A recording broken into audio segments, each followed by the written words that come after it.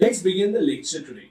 Now, as I said, today's lecture will be concentrated around the office of the Lok Sabha Speaker, Shri Om Birla, who is serving as a Lok Sabha Speaker in the current Lok Sabha. Now, as you know, the Lok Sabha Speaker is also a presiding officer of the House. His major responsibility is to preside over the daily sittings of the Lok Sabha. However, his real powers are much more than what you actually see on TV. The Lok Sabha Speaker is elected by the members amongst themselves on the day that is decided by the President of India. Now, one simple sentence will give you a lot of information for the UPSC examination. For example, number one, it is the President who decides the date of election for the Speaker. Second, the members amongst themselves decide who will be the Speaker. So, because the members amongst themselves decide, it is very obvious that the ruling party, the party that is in the majority in the Lok Sabha, will be the one that has the advantage. Whoever they decide becomes the speaker. Whoever they decide, whoever is their candidate, gets to be at that speaker's position. So that is how the speaker's position is formed in India. Interestingly, the name speaker actually comes from the British Parliament. British Parliament में speaker की responsibility थी that he used to communicate the decisions of the parliament to the crown. वो जाके डरते डरते king queen के पास जाके बताते थे कि पार्लियामेंट में क्या हो रहा है. So he used to speak on behalf of the parliament. Anyway, Speaker's position is not just in India but is seen in most parliaments across the world. Now, the Speaker can also resign from the office by writing to the Deputy Speaker. And we'll come to the office of Deputy Speaker a bit later on. The Speaker can also be removed by the members of Lok Sabha after giving him a 14-day notice period and passing a resolution by an effective majority. Now, interestingly, there is no reason given for his removal, or there are no grounds given for his removal. Like there is nothing that he would do that would lead to his removal. It depends upon the members of the house only if they want to remove the speaker, which usually does not happen. The ruling party से ही बने हुए हैं, why would the ruling party want to remove their own person from that position? Now, as I said, the speaker is the most powerful position inside the Lok Sabha.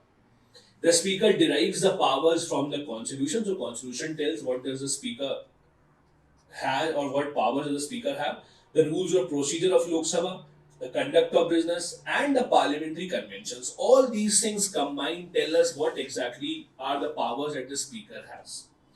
As I said, speaker is the person who runs the house. So he maintains order and decorum in the house. Meaning that if there is a member of Lok Sabha who is not behaving well, who is not abiding by his instructions, he very well has the power to order the marshals to take out that person.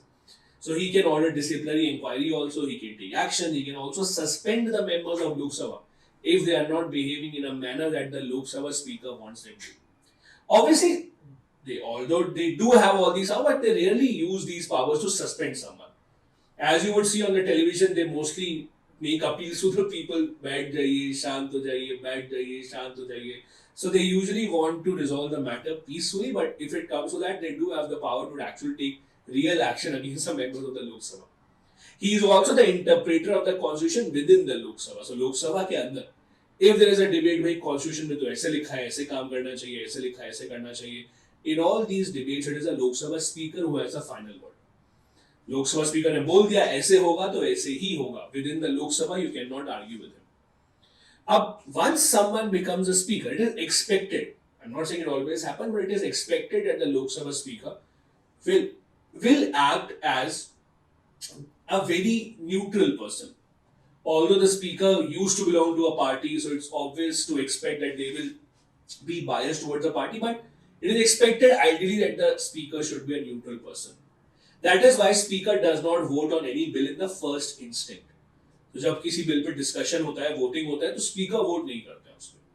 Speaker has something that is called the casting vote. Casting vote means vote in case of equality या vote in case of a tie. अगर tie हो जाता है, कोई एक vote है, इसको 50% people say no, 50% people say yes, तो उस वोट को बिल को आगे लेके जाने के लिए that is when the speaker votes. So he has a casting vote. Speaker को बेसिकली एक कास्टिंग वोट मिलता है only in case of a tie. In case of a tie. Only when 50-50 people say yes and no, only then the speaker votes. नहीं तो he does not vote. Other power that he has is he presides over the joint sitting. As you know, President of India can also call for a joint sitting. अगर एक house ने bill pass कर दिया है, second house has not taken any action for 6 months, या one house has passed the bill, second house has rejected the bill, and the president thinks like बहुत important bill है pass तो होना ही चाहिए. So president उस case में can call for a joint sitting of the two houses. This joint sitting is presided over by the Lok Sabha speaker. He has that authority. So as you can see how much authority he has. He also has the power to certify whether a bill is a money bill or not. You would have heard a lot about money bills. Money bills are introduced after permission of the president only. और उसके बाद भी it is introduced only in Lok Sabha. Lok Sabha में the speaker has to certify, put a certificate that yes, this is a money bill. Only then it would be treated as a money bill. The speaker also decides on disqualifications of members of parliament as per the anti-defection law. ये हमने last class में ही पढ़ा था अगर आपको याद हो तो. Anti-defection law is in the 10th schedule of the constitution.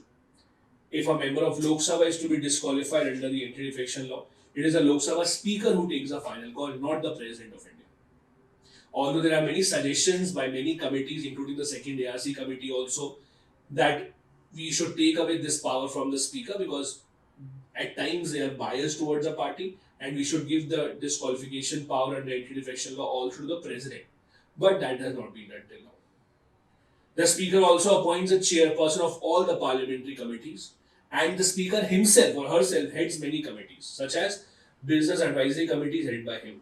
The Business Advisory Committee, as you know, is a committee that decides the business of the house, when the bill will be introduced, how much time will be given to whom, when discussion will happen, how will the house function, etc. Rules Committee, General Purpose Committee, these are certain committees which are headed by the Lok Sabha Speaker himself. Let's test your knowledge with one of the questions. The question is, which of these parliamentary committees is not headed by the Lok Sabha Speaker? We have just read about this. Business Advisory Committee, the Public Accounts Committee, the Rules Committee, or the General Purpose Committee. As you know, the answer here is B, Public Account Committee. Not headed by the Speaker. It has 22 members, 15 from Lok Sabha, 7 from Rajya Sabha.